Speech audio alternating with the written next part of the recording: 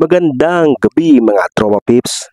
Ngayong gabi ay magkakaroon tayo ng deworming. So pangalawang beses ko na itong i-deworm si Mimi.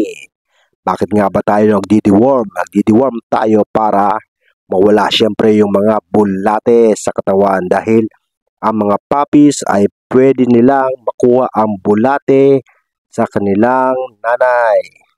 Syempre,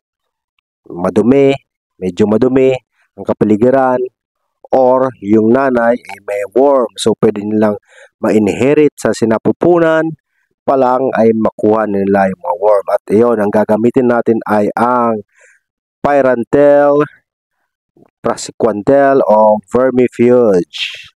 Yan ang gagamitin natin. Nga pala, 2 kilos na yung aking 1-month-old puppy, kaya every kilo magbibigay tayo ng 1 ml na deworm dosage. So magiging 2 ml per shot o 2 ml per syrup. 2 ml per dose. Yan. Gunggong! Mali, 2 ml. Parinig kita sa mukha eh! So magbibigay tayo dahil yung dropper na yun ay 1 ml. So 2 beses tayo magbibigay Nagtitipon ka yata eh.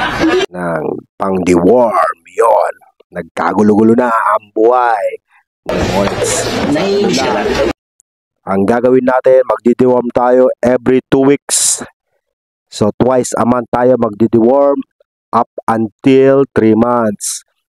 Twice a month hanggang mag 3 months. Tapos pag 3 months na, after 3 months, once na lang tayo magdi-deworm. Siyempre, ganun pa rin, nakikiluhin natin yung ating puppy kung ilan yung kilo niya.